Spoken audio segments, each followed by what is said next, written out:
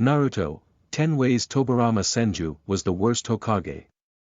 From not trusting the Uchiha clan to creating dangerous forbidden techniques, Tobirama doesn't have the best reputation amongst Hokage. Tobirama Senju was the brother of Hashirama, the first Hokage of Konohagakure.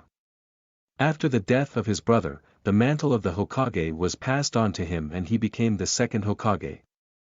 Tobirama was a shinobi who did both good and bad, just like most other Hokage. While some of his actions helped Konohagakure progress quite a lot, he also made some decisions that went on to haunt not just Konohagakure but also the rest of the Naruto world of shinobi for generations to follow.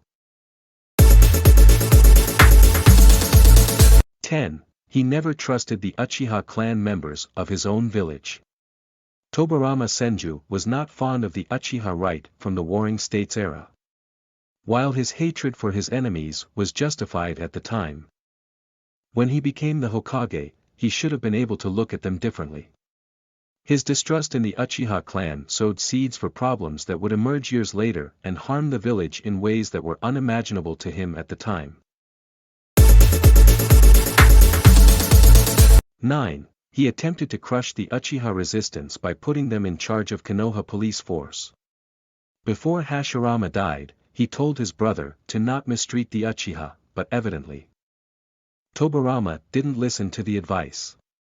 After the autonomy of the Uchiha was challenged, the clan tried to resist, which didn't sit right with Tobirama. In an attempt to pacify them, Tobirama wanted to put them in charge of the Konoha police force and control them better. While the police force was thought of as a power, in reality, they were nothing but pawns. 8. His teachings affected many kids like Danzo Shimura. Tobirama, being the Hokage, was an inspiration to countless shinobi, though his hardline ways perpetuated hate more than anything. While Hiruzen Sarutobi was thought to be a balance between Hashirama and Tobirama, others, like Danzo, took ideas from his ideology and twisted it into something even worse. Consequently, Danzo harmed the village and their relationship with the rest of the world and all the power was given to him. 7. He inevitably led to the downfall of the Uchiha clan with his policies. Tobirama's treatment of the Uchiha alienated them and made them feel unloved in the village. Even before he became the Hokage, he attempted to contain them by advising his brother against them.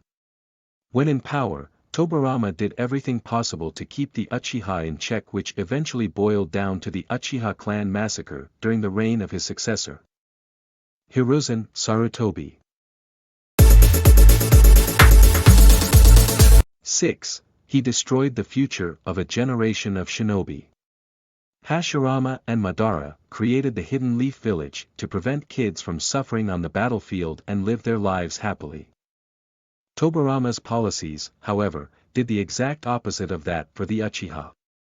Kids like Shisui and Itachi were made to suffer for the sake of the village. Others, like Sasuke, had their childhood stripped from them and most were simply killed. All because Tobirama couldn't love or trust them.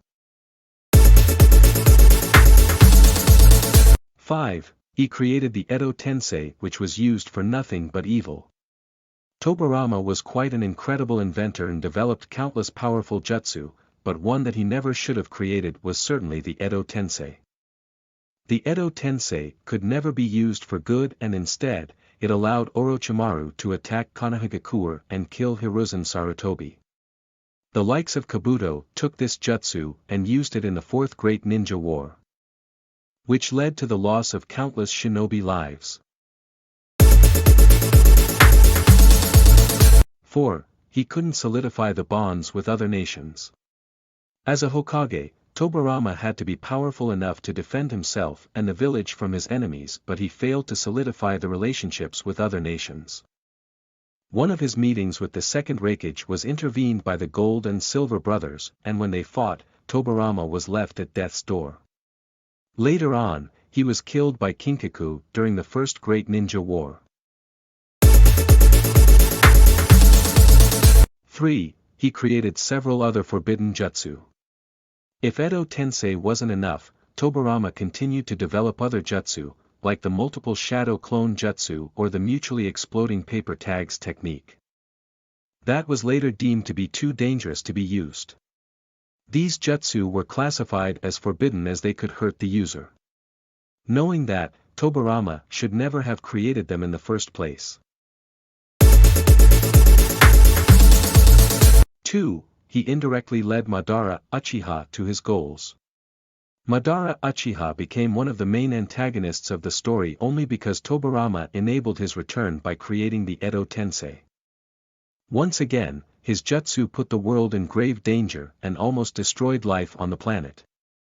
Madara Uchiha even thanked Tobirama for creating such a jutsu and helping him succeed in his goals by making his reanimation possible. 1. Tobirama was primarily responsible for the Fourth Great Ninja War. The Fourth Great Ninja War was started by Obito Uchiha and Kabuto Yakushi, and much of it can be traced back to the second Hokage of Konohagakure. Had Tobirama not treated the Uchiha the way he did, Madara and Obito would never have made plans to use the infinite Tsukuyomi. Furthermore, had Edo Tensei not existed, Kabuto wouldn't have had forces for the war. Most of Tobirama's actions furthered the Fourth Great Ninja War.